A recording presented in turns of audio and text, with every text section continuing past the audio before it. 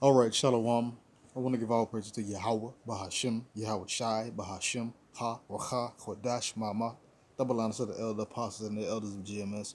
Salutations to the sincere Akim, pushing his truth and sincerity around the four corners of this earth. I'm Nakar Karat Bani Yasharala, coming out of the Lions Den camp of Yasharala here in Jacksonville, Florida. Now, today I'll be coming out with a lesson. This lesson is they make clean the outside, and as you know, the elder of this camp he had gave he gave a suggestion or an order to I would say zero in on IUIC Jacksonville, because after we had got done teaching Saturday, the brothers who was all convening and talking and laughing and joking, and you had a zesty guy who was a part of IUIC, you know asked us was we Israelites. We said yeah, and the first thing he did was like, where your friends is at. That's an IUIC thing. And when it comes down to it, when you read the scriptures and you go according to the doctrine, the fringes are spiritual. They represent the laws, the statutes and commandments of Yahweh Yahushua. Of course, there is nothing wrong with wearing physical fringes on your clothes or you know what I'm saying, on anything that you own, period. There's nothing wrong with that, you know. But at the same time, just having fringes alone or going on the law alone, that's not gonna get you into the kingdom. But nevertheless, this zesty guy, he made it his business to say something to us, and then say, well, then after he was riding away, he was saying something like, I'll make sure to tell Nate, when a lot of these branches of IUIC, they don't even get to see that guy, man. He's like he don't even he's but anyways, for the most part, as you can see this picture right here, they want to make everything look good on the outside, but the inside is not right. So again, they make clean the outside, but when it comes down to the inward man is still a fleshly, sinful, carnal man.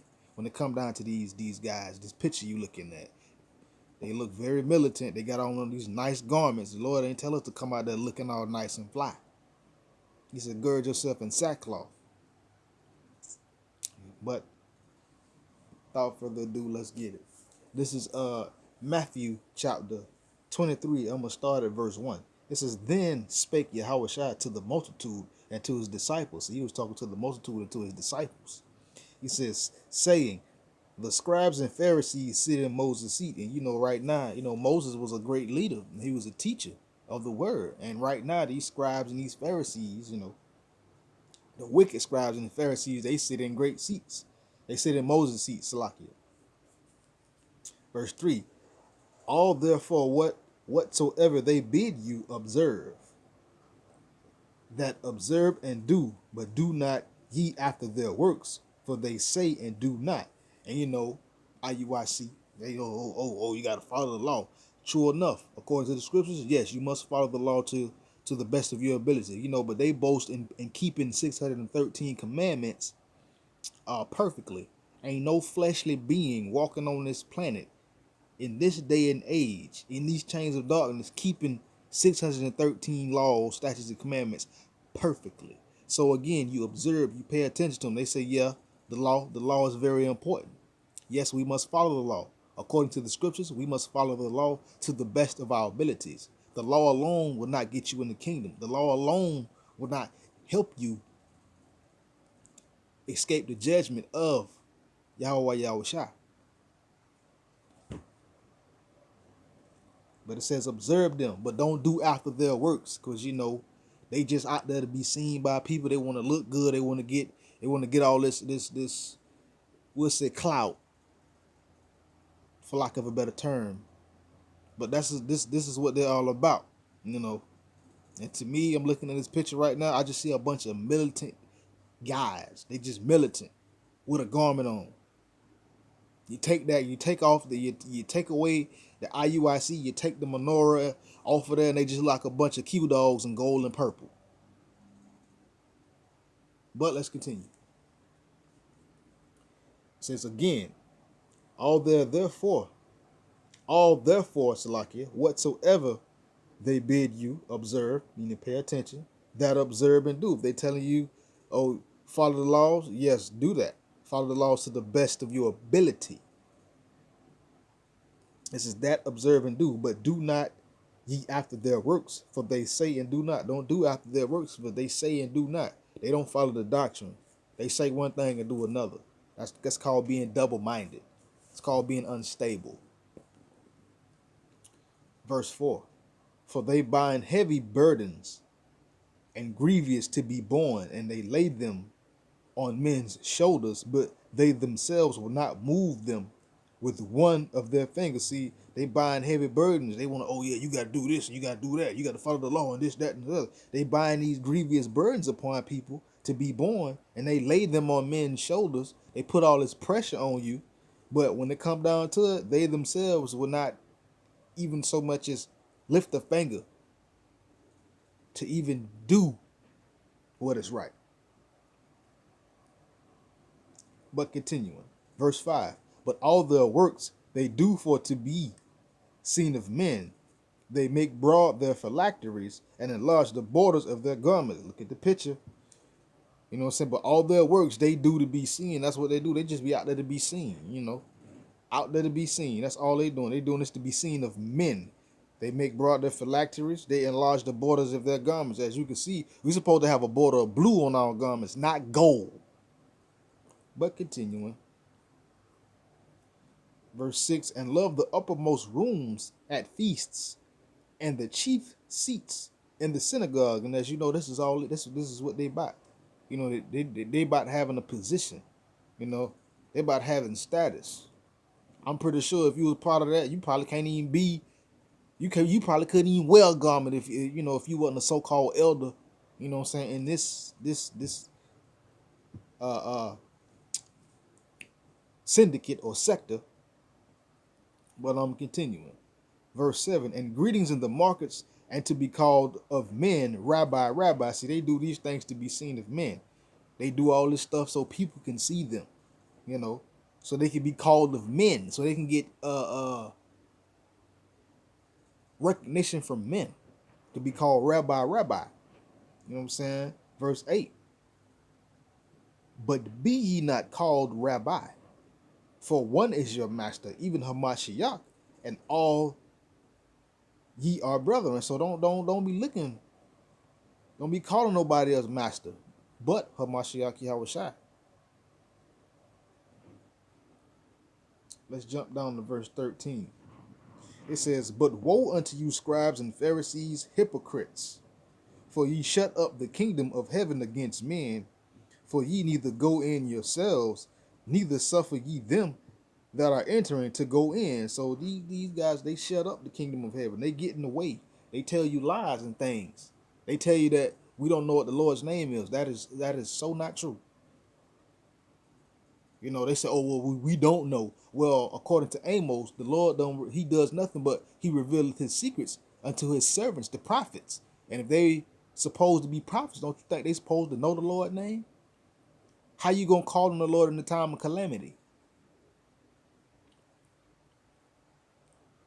The Lord's name is a strong tower, and the righteous runneth into it and is safe.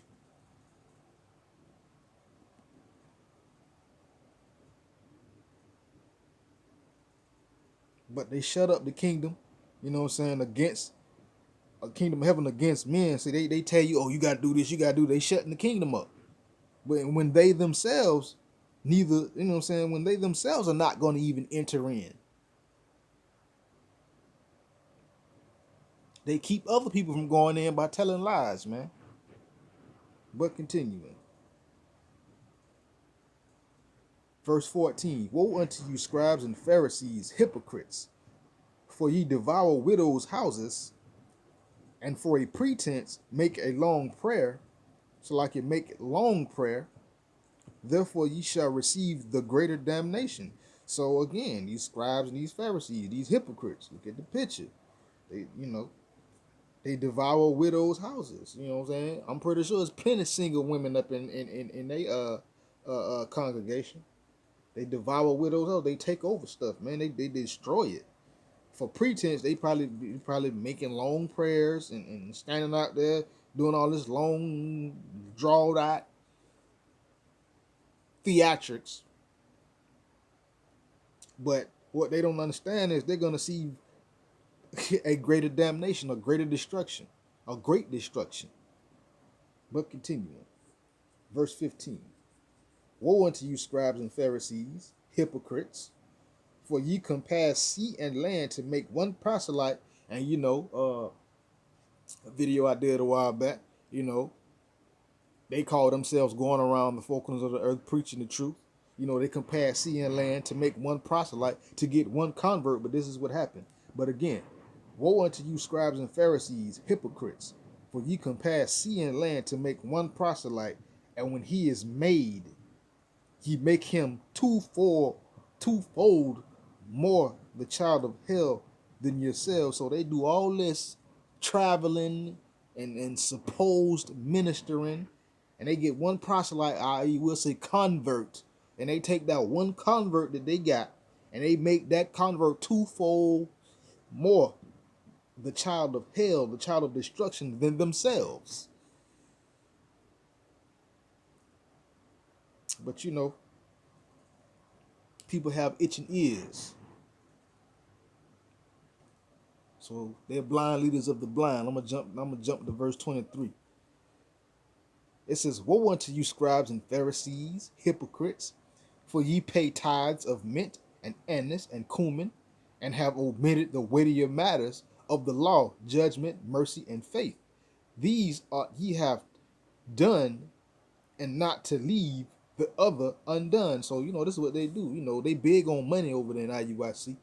They big on you tithes. They big on that paying money, but they omit the weightier matters of the scriptures. They omit the weightier matters of the law. They overlook the weightier things. We'll say something like, something simple like not committing adultery. I'm pretty sure there's plenty of adultery up in that sector. The weightier matters, knowing the name of the Lord, teaching the name of the Lord. When it comes down to the serious, the weightier matters, the stuff that really matter, they omit it, they overlook it, they breeze past it, they go around it, and they leave things undone, or they'll do one thing and leave the other undone. So, but they make the outside look clean though. So they make it look like they righteous. But let's keep going. Verse 24, ye blind guides, which strain at a gnat and swallow a camel. And they do all this studying, all this reading and whatever. They swallow a whole camel, then they strain out a gnat. They strain out this little old bit of information. And the information that they strain out, it's not even doctrine. But continuing. Verse 25.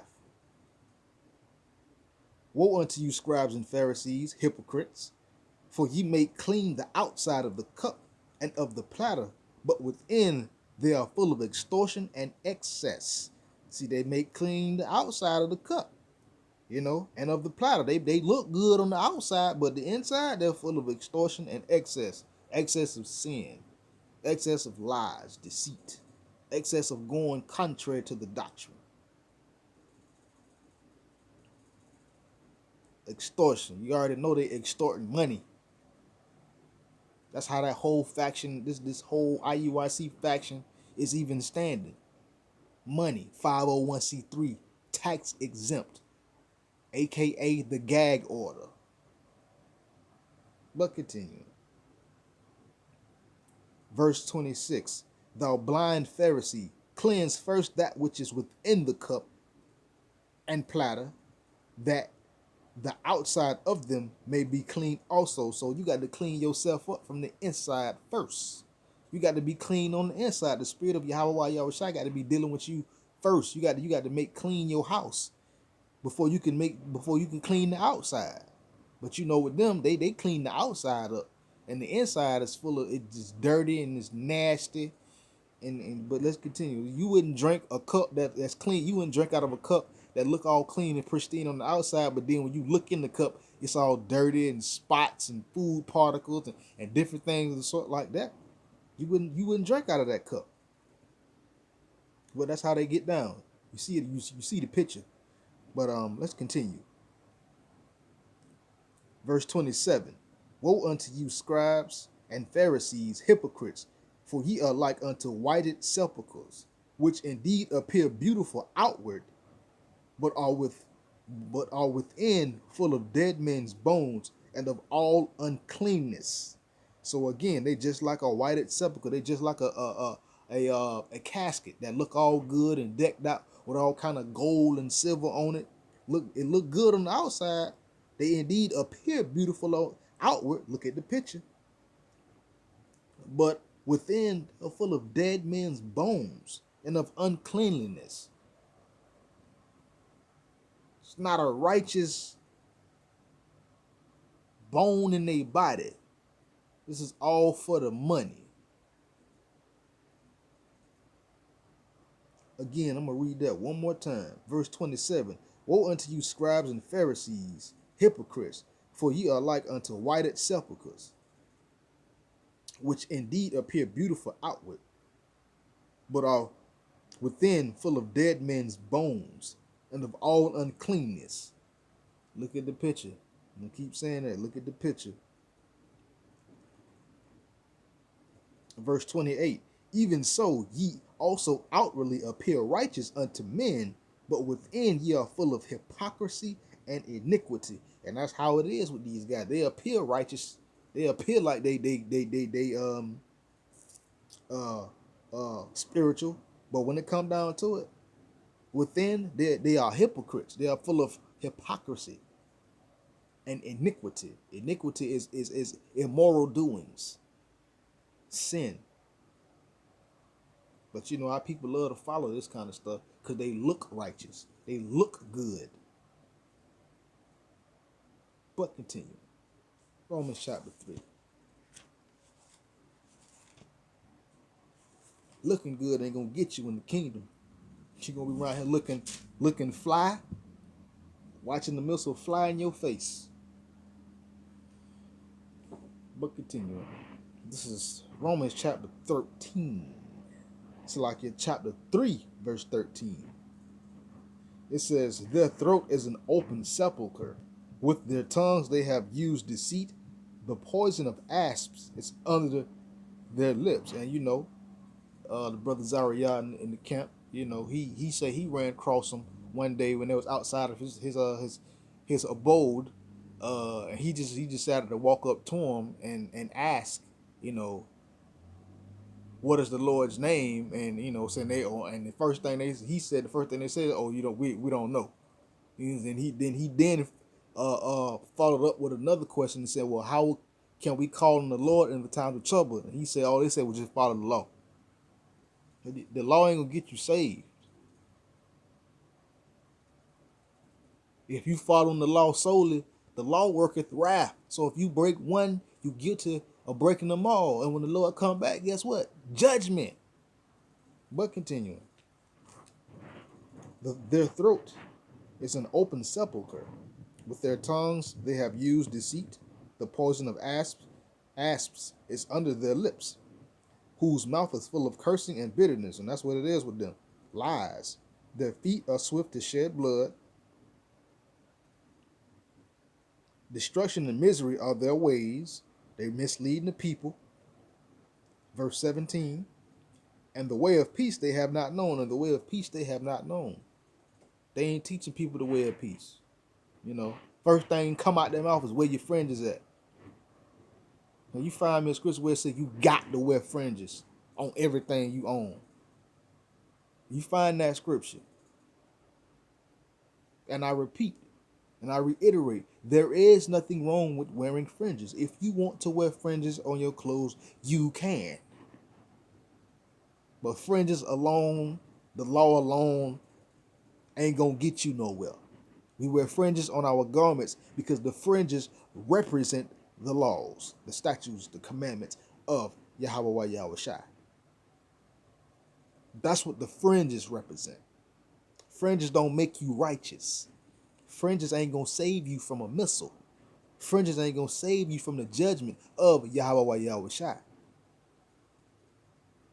Fringes do represent what is righteous, though. The law, they are righteous. But continuing, it says, and the way of peace they have not known. There is no fear of Yahweh before their eyes. See, there's no fear of the Most High before their eyes. There is no fear.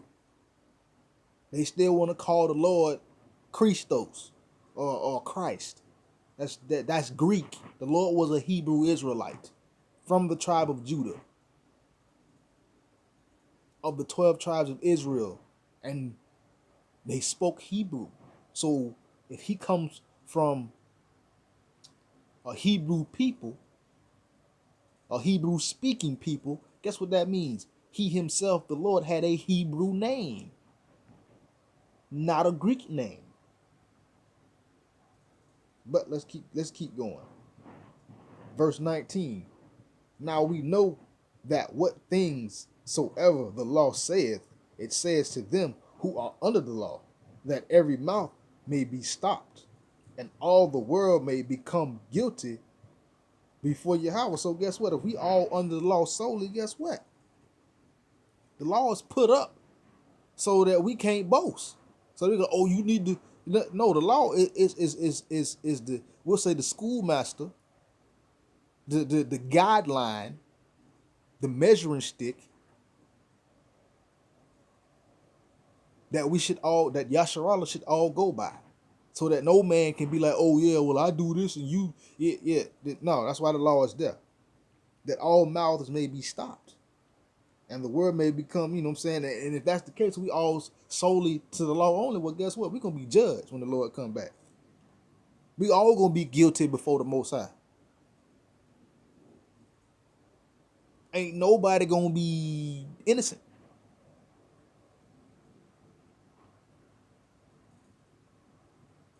Verse 20, I'm gonna read this.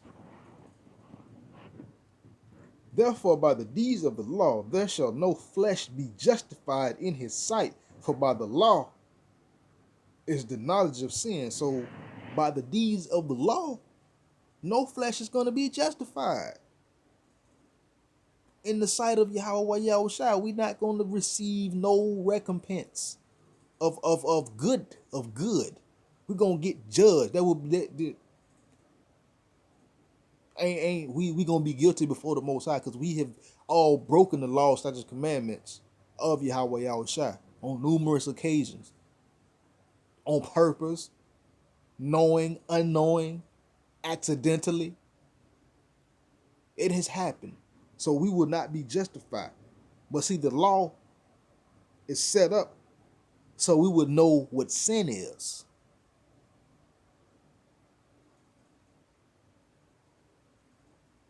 The law is not set up for our salvation.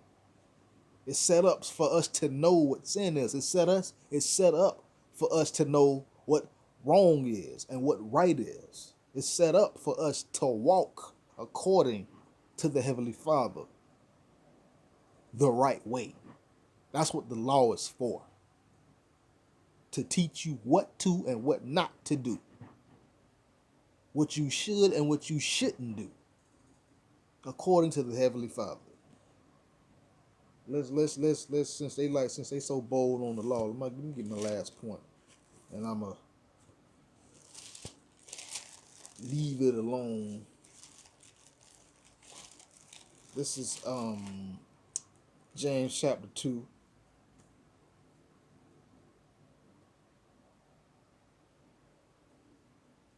I'm gonna just start at verse 10 and get straight to the point. It says, for whosoever shall keep the whole law and yet offend in one point, he is guilty of all. And you know, they boast about keeping 613 laws, statutes, and commandments.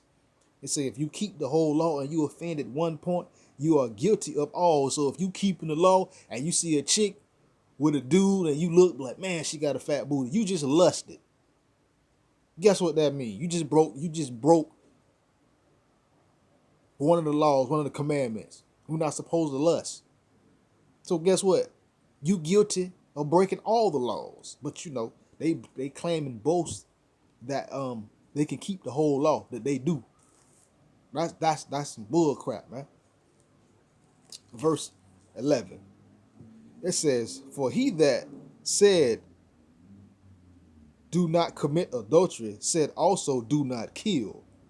Now if thou commit no adultery, yet if thou kill, thou art become a transgressor of the law." So just like the Lord said, hey, don't commit adultery. And let's say you don't commit adultery, but he also told you not to kill and you kill, guess what? You become a transgressor of the law.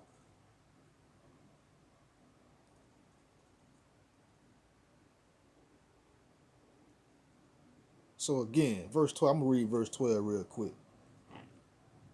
As a matter of fact, I'm going to keep going. It says, "So speak ye and do, and so do, as they that shall be judged by the law of liberty." So if you speaking about the law, that means you got to do the law. They don't. They don't follow the law.